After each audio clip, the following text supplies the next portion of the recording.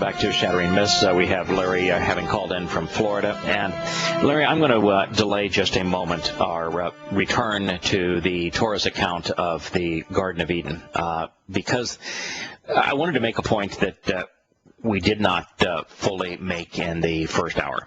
First, I want to make a statement about the United States and where it stands now.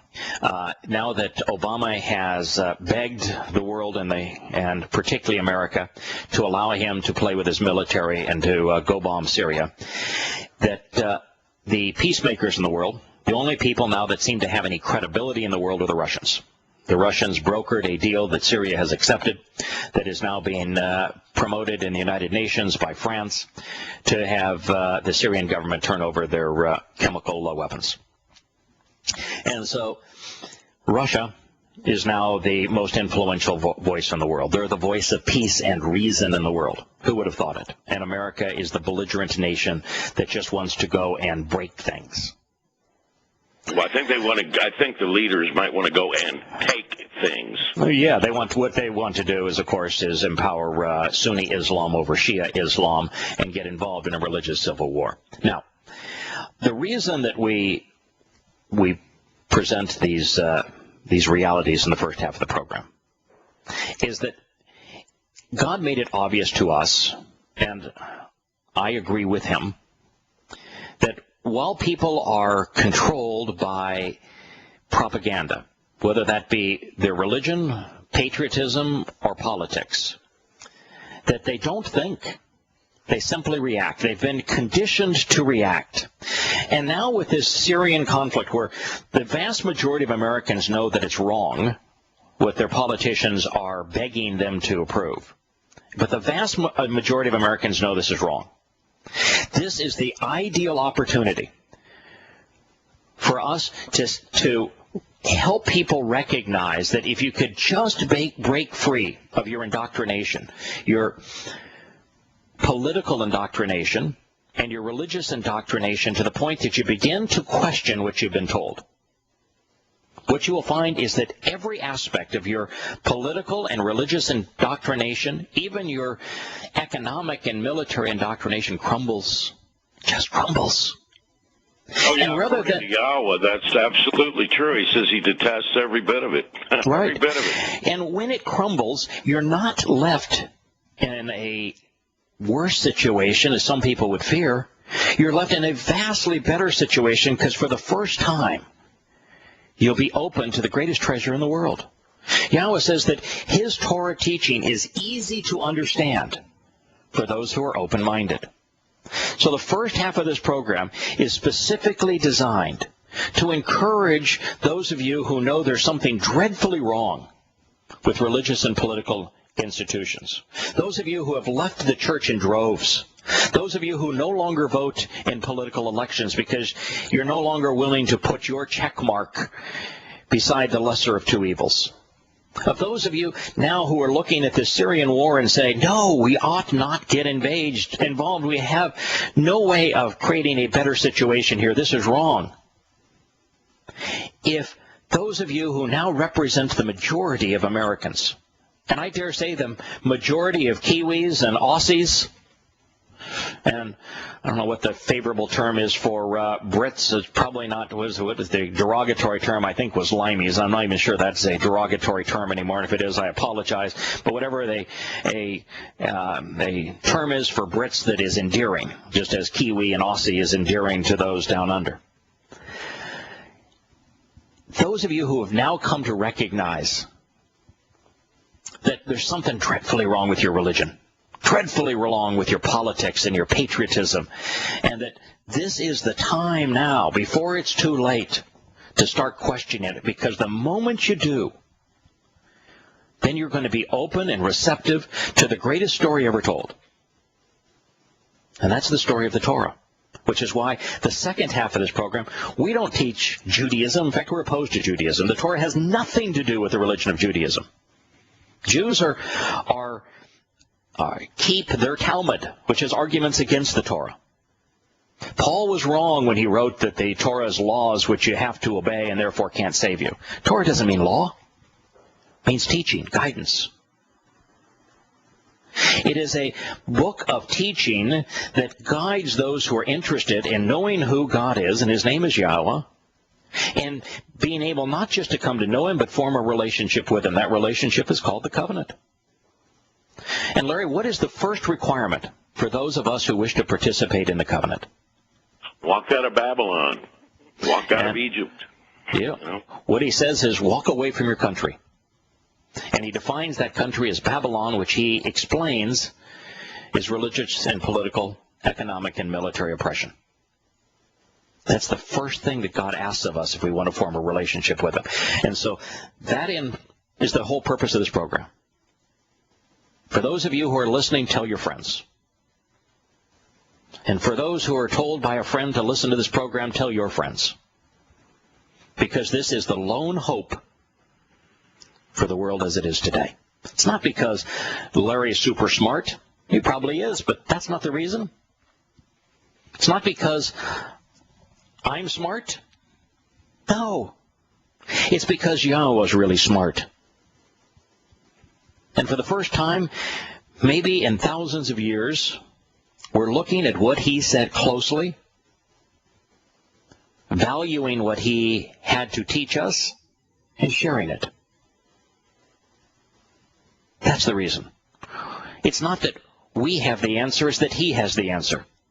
It's the only answer that works today. I spent 20 years reading all kinds of different material, going to church after church after church and finding the same thing in all of them. And until I got into Yahowah's words on a raw level, on a base level as to what these words actually mean, I had no understanding of Yahowah, his nature, his plan. All right. Now I do. And Larry, it takes two things, and that's why before we move into his testimony again on the nature of the Garden of Great Joy of Eden and his relationship with man there, it takes two things. And these two things are extraordinarily important. The first thing is we have to be willing to question and divorce ourselves ultimately of the very things that have led us astray. Militarism, economic schemes, religious institutions, political parties, and patriotism. God goes to great lengths, particularly in the book of Yirmiyahu, which is Jeremiah, written to us Goyim, us Gentiles. And he says expressly that Babylon is the source of the religious and political infection that I'm trying to save you from. You need to disassociate from these things if you're going to come to know me and form a relationship with me. And so we don't spend the first half of this program trying to assail the right and the left politically, or religious institutions, or the military just because they're vulnerable, but because we want you to start questioning them. Because if you start thinking, if you're receptive, if you're open-minded, if evidence and reason start to appeal to you as opposed to indoctrination and enculturalization, then there's hope. Then the most valuable gift in the universe is within your grasp. And the way that you come to embrace it and can act upon it is doing exactly what Larry just said. Look at the words that Yahowah communicated to us. The most valuable document in the world is his Torah teaching. Look at the words that he chose to use to guide us. Now, Larry, do you have to be able to speak Hebrew to understand what God said? I can't. No, you don't. Nope. And the reason is, what tools do you have available to you that enable you to understand the full etymological meaning of every word that God communicated? Well, you have all kinds of tools out there. I have to tell you, I use ITG and Introduction to God.org, and I use Yahweh.com. And, in those two pieces of work, you're going to find every word you need, and they're all broken down for you. Yeah, what I do in both of those two books, and I'd be I composed both of them. I can't say that I wrote both of them because they're both based upon Yahowah's testimony, and my commentary only exists to help you better understand what he had to say. Particularly in the Introduction to God. You'll find it at introtogod.org. I'm not selling anything here. There's no organization to participate in. There's no way to donate money. There's no following. You can't be purchased. You're not selling anything here. Just providing access. There's no money. There's no money in this. Right. The primary purpose of the Introduction to God, and you'll find it at introtogod.org. It was written on my son's behalf. My son was, at the time, dating a young woman who had gone from agnostic to Roman Catholic. And he really liked this girl, and he was devastated by it. And he says, can you help me better explain who Yahowah is to her and what he is offering, and how we know it for certain, and how it differs from what religions teach? He says, I love the prophetic story, and he says, I've read the whole books of Yahowah, which present Yahowah's prophetic testimony so that you know for certain that he is God and that he authored his Torah, prophets, and Psalms. But he says, could you just lay it out systematically? And so I wrote an Introduction to God on behalf of my son.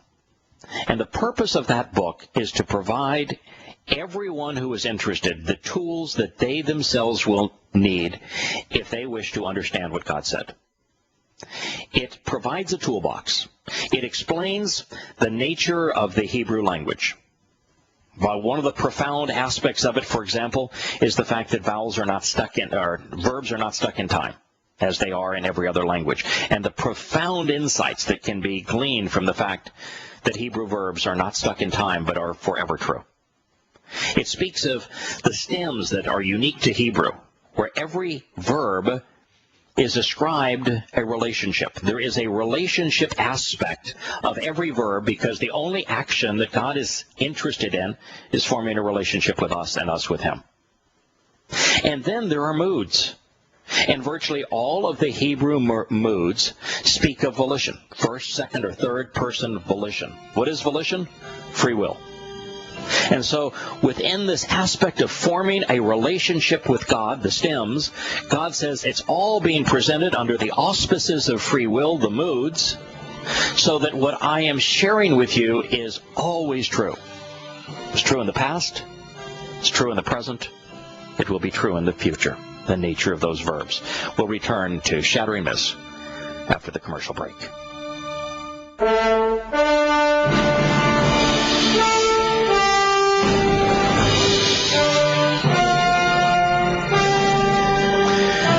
Welcome back to Shattering Myths. What I've been trying to share with you is that it's God who we ought to be listening to. And I'm nothing but a flawed implement. I've got no credentials that would impress anyone and don't want a following. Simply want to help those of you who are listening, those of you who are interested in coming to know God as he revealed himself. Let me share with you the introduction to an Introduction to God. It reads, Call me Yada. I'm going to serve as your guide throughout our voyage of discovery. As we embark on our journey, you should know that I'm an irrelevant character. This story is not about me. It is about Yahowah and understanding the means to engage in a relationship with him. If your mind is open, if you are willing to let go of the myths which permeate our world, you are on the cusp of engaging in life's greatest and most rewarding adventure. The universe we are going to explore is extraordinary, well beyond anything you may have imagined.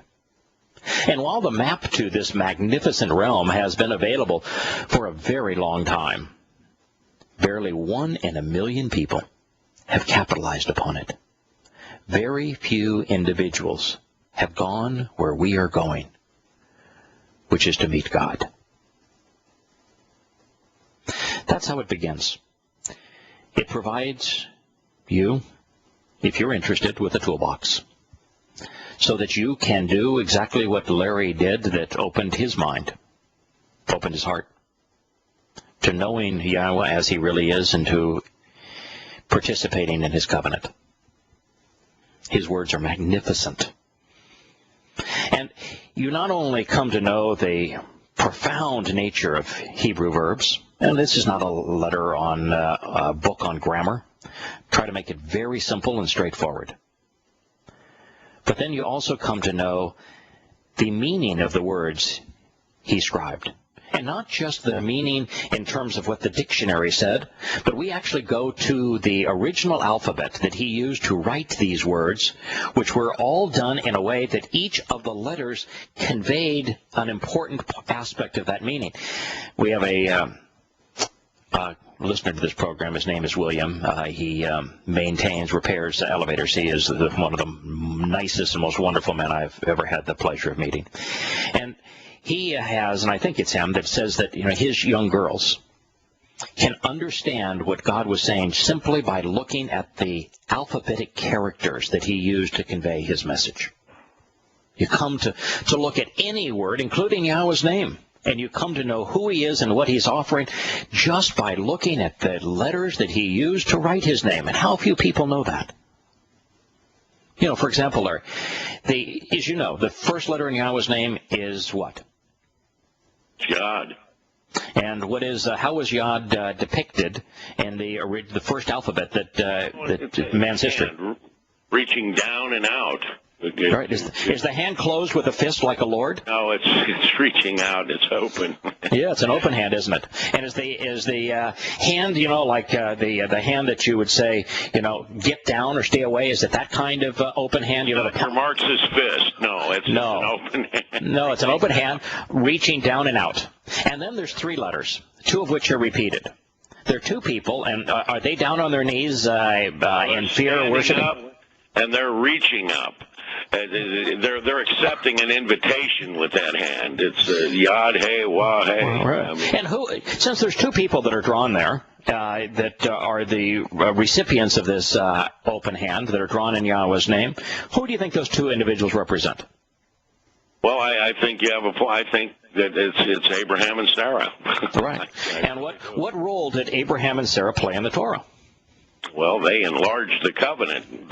They helped. They established the covenant with Yahweh and their work.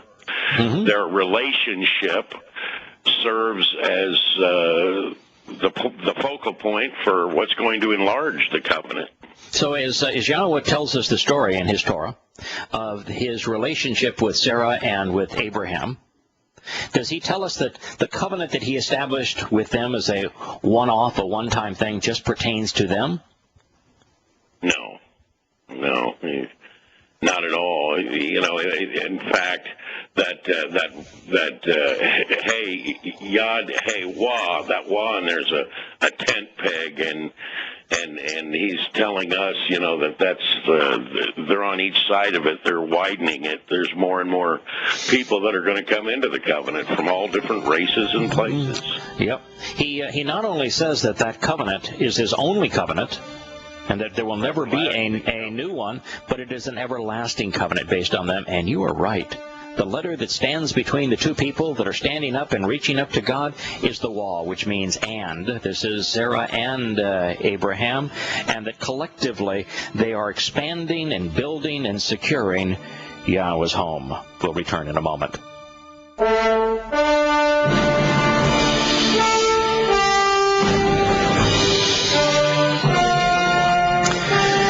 Welcome back to Shattering Myths. We were in our last program that was focused on the Torah before we took the brief interlude to talk about the importance of Teruah, which we celebrated last week. This is the statement from Yahweh that we read. It reads, Yahweh, Almighty, relationally grasped hold of the man, Adam, and he settled him restfully, nuach. He settled him down, settling all resolved issues so as to foster an association. In the sheltered garden, the protected place, this is a gan that is conducive for life, of Eden, which means great joy, pleasure, total satisfaction. To work with her, to act and engage with her, and to closely observe her. What's her? The Gan Eden. And so man was not created to be a bump on a log. Man was not created to do nothing. The Christian faith is you do nothing. You just accept on belief, which requires no understanding, no thinking, no research, no study, not knowing or understanding anything, just simply belief. And that you're saved. And you're saved before you even know who saved you. And you're saved in spite of the fact you don't have a relationship with your Savior. But God said, that's not what I'm all about. I realize that if you don't do something, if you're not engaged, if you're not productive, then life isn't worth living. So many people, Larry, who are more seasoned like I am, once they retire from business, and I did a number of years ago, they choose to spend their time golfing or gambling or whatever it might be, being a couch potato. And I realized that was a quick ticket to death. If you want to be alive, then you need to invest your energies, and nothing more worthwhile than investing them being observant and engaging relative to what Yahowah has told us. Makes you alive. It's exciting. Brings great joy. One of the things that you said in the last statement, that Yahweh said in the last statement, was he made Adam for what? Association. Mm-hmm. He didn't make him as a serf to worship him. No. Because, I think one of the biggest things that we'll ever come up against when we're sharing Yahweh's words is the idea that Yahweh wants to be feared and that Yahweh wants worship. Because he cannot stand the idea of being feared. Right. He says so. Right. It says, for so much as these people approach me with their mouths and their lip service, yet they remove their hearts from me, their fear, which is yirah, which can be interpreted fear or respect. I'm sure he's not saying their respect towards me. Right. He says their fear toward me exists because it is taught from man-made traditions learned by rote. And rote is always reciting. It's usually religious in nature. Right. And so all these other places we see fear for yirah, like the beginning of knowledge is the fear of the Lord. These things are nonsense. They're copy edits. No, it's the beginning of understanding is a respect and reverence for Yahweh. That's what the statement actually says. Right, and once you come to know who he is, and you come to respect who he is and what he's offering, what you find is that God really does have the answers, and what he says makes sense. And when you study what he revealed, if you're observant, which is to closely examine and carefully consider his testimony, you will come to the place of understanding, and that is the most powerful place of all. You want to know where fear comes from? Sure. He puts it right in there. When Ephraim spoke, there was trembling and terror. He exalted himself in Yisrael, but through the Lord Baal. He did wrong and he died. Right. So we can see clearly where fear comes from. It doesn't come from Yahweh. It comes from Lord Baal. Yeah. That's where it comes from. Yeah, and who is Lord Baal? Well, that's Ha-Satan. That's Halal Ben Shakar. Right. So it's one of the great impediments to coming to know Yahweh is the Christian misappropriation of his name. If you look at Christian Bibles, they replace Yahweh's name 7,000 times with Satan's title, which is Lord. And when you do that, what you end up with is an inversion of the truth. Rather than a father who has provided guidance through his Torah teaching, what you have is now a Lord who has laws that he is compelling you to obey. That's the difference between a father and a Lord. Right. He becomes a religious deity. And in Hosea it says right here, this is what he actually said, it shall be in that specific day, prophetically declares Yahweh, you shall encounter me and welcome me as a Yishi, which is what? Yeah. An individual. Yeah. So Yahweh is telling us not even to put him on a pedestal. He wants to meet us eye to eye. Right. which is why the two people that exist in his name are standing up, and why his open hand is reaching out to us to lift us up, just as fathers do. Fathers want their children to walk side by side, to be shoulder to shoulder, to be arm in arm. And that's what does precisely. Yeromaiu mean? You just quoted Yeromaiu. What does it mean? Yeah, it means to rise up and lift up, and it speaks of Yahowah lifting us up, right? So that we can walk shoulder to shoulder. We can look at each other's eyes. God does not want us to worship him. He instead got down on his knees to lift us up, as all fathers do. And so when you understand his testimony, what you find is that all the religious muck that paints God as being this insufferable, self-centered, fearsome deity goes away. And what you find in its place is a very humble father. And in his first encounter with Adam in the Garden of Eden, what does Yahowah do? He knelt down and breathed into Adam's nostrils, which means that he was kneeling. We don't kneel. He will bend down for us. Anybody that thinks they're going to bend down for Yahowah and do his work, they must have some kind of a God complex. Yeah, one of the things that is so important to understand if you're going to know who Yahowah really is this realization that God got down on his knees to lift us up, and therefore when we get down on our knees, we're going in the wrong direction. We are negating everything that he did. And yet if you tell that to a religious Christian or to a Muslim who has been conditioned to bow down to God, and that is the way that you approach God, is in fear and trembling, bowing down before him, they say, oh, my God would never get on his knees to man. Well, your God may not. He didn't get on his knees to man. He got on his knees for man. But the God that created the universe did get on his knees. Just as a loving father does for his children. Absolutely. To lift us up. And what does God say? I want you to engage. I want you to engage because when you engage, when you act, when you do things, then you're vital, you grow. You know, if a person lays down in bed for a long period of time, their muscles all atrophy and their organs all begin to fail. We as a creature are designed to be on our feet, and one of the reasons that those who are struck with either or become either quadriplegics or paraplegic do not live very long is that when we are either bedridden or in a chair, everything about us atrophies. We're designed to be on our feet. We're designed to engage. We're healthier and more vital. Our backbone works when we're on our feet. We were designed to be upright.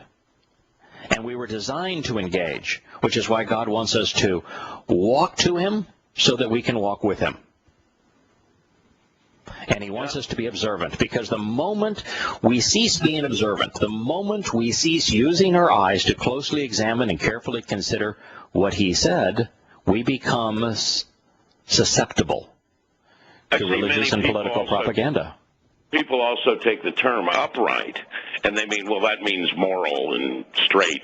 Well, it does mean straightforward, being upright. Right. But it literally means upright, because Yahowah uses it constantly.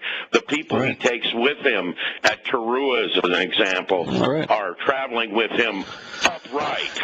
Right. You know, I mean, he points this out. They're standing grain when he takes them. These are not groveling idiots that are on their knees. Exactly. You know? A God that would say, I created man to worship me would be a disaster. He would be an insecure... He could have created a robot. Could have created a robot that just ran around and said, I love you so much, and have these Hallmark greeting, phrases come out of their mouth. Right. And talk about how insecure God would have to be to create individuals who would spend all of their time telling him how wonderful he is when they were programmed to do so. Now I'm going to tell you, insane. He would be insane. He would be trite. Right. He would be little. Now I don't want to belittle this point, however, that there's probably nothing that God loves more than when his children say, I really love you. I respect what you have done. Sincerely? Yes. You mean like it's like in a relationship when somebody sincerely says, I honestly respect you, or I honestly love you, as opposed to, say, corporate America, where everybody's walking down a hallway in the morning with inappropriate affect plastered across their face, saying, good morning, good morning, good morning, and it means absolutely nothing. Correct. Now, that passage we just read from Yahowah, it tells us some interesting things. The first is that it says that man could have been created anywhere on earth, and at most any time. It did not say that God created man in the garden. What it said is that God placed him in this protective enclosure that was conducive to life and that was the epitome of a good time. All we know for sure is that Adam's conception did not occur in the garden because God said he grasped hold of Adam and settled him down in Eden's garden. Now, with that in mind, I'd like to venture into the realm of speculation, if I might, extrapolation from the known evidence. Reading between the lines, here's what I've deduced. I think we're still living in the sixth day of creation, and that there is more to this story. As we contemplate this thought, keep in mind that our time began with the creation of animals and was followed by the creation of the most godlike animal, a creature uniquely qualified to engage in a relationship with the creator of the universe. And that is what we're doing.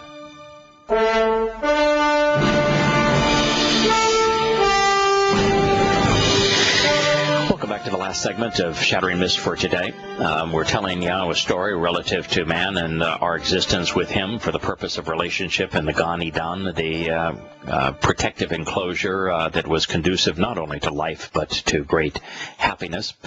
If we turn back the page to what we read in the opening chapter of Bereshith, Genesis, when God in the sixth day was talking about the creation of man, this is what he said. God said, "Let us produce Ashah, let us engage and act, and therefore fashion and celebrate man, Adam, in our image, Selem, our resemblance, our pattern, and our model." Selem is very similar to one of the most important Hebrew words, Larry, shalom.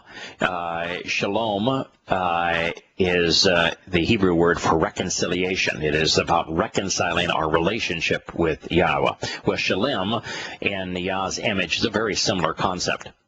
He says, then after our likeness, damuth, comparable to us. So we were designed not only as an upright creature, but a creature that was specifically capable of not only writing, but reading and speaking words, because words are the method of coming to know and of engaging in relationships. And we were created to have men and women come together as mother and wife, as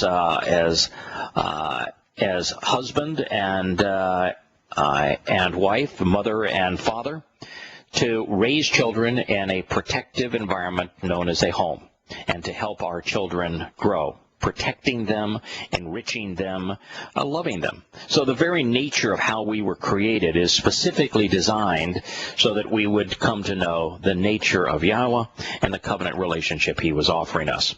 So God created mankind, Adam, in his image. In the image of God, he created him.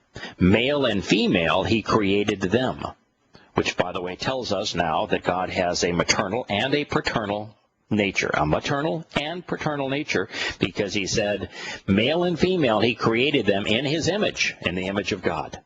So he said our image. Right. So what he's talking about here is the realization that Yahowah relates to us primarily as our Heavenly Father, but the set-apart spirit, the Ruach Kodesh, is our spiritual mother. It's the maternal manifestation of Yahowah's nature.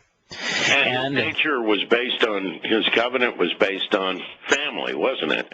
Right. And yet, Yet the Apollos tells us it's better to never touch a woman, better to never be married. Okay.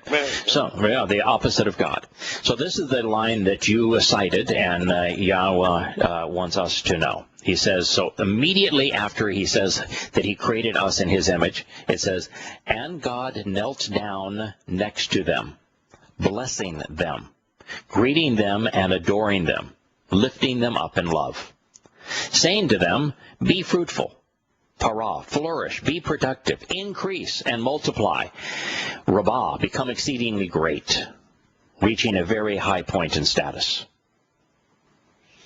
So here is God kneeling down to us to do what all fathers do, to lift us up so that we can be great, so that we can grow, so that we can flourish, so we can live productive lives, and so that ultimately he can rabbah, enable him through the covenant's promises, when we accept the covenant's requirements, to enrich us and to empower us so we become ever more like God. It's a powerful statement if you just consider the words and what those words mean. God did not create us so that we could lift him up.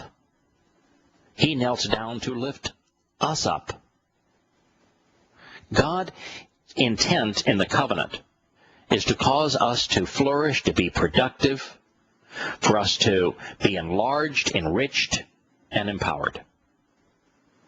Now, in this statement, Yahowah didn't reveal what caused Adam to be uniquely like him, but as you know from the opening of this particular presentation, this particular conversation, he did so just 10 statements later.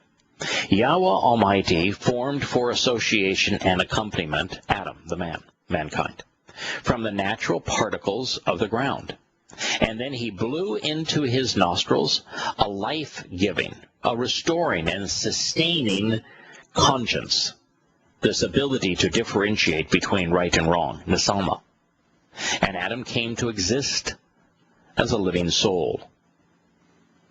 And so all animals have souls. The thing that made mankind, humankind, unique, the thing that made humankind like God, the thing that enables humankind to actually like God, to know him, to form a relationship with him, to understand what he is offering, to think, to understand, is the nesalma, our conscience, the seat of good judgment. And on that thought, we'll say goodbye for today and look forward to being with you at this time tomorrow. May Yah bless.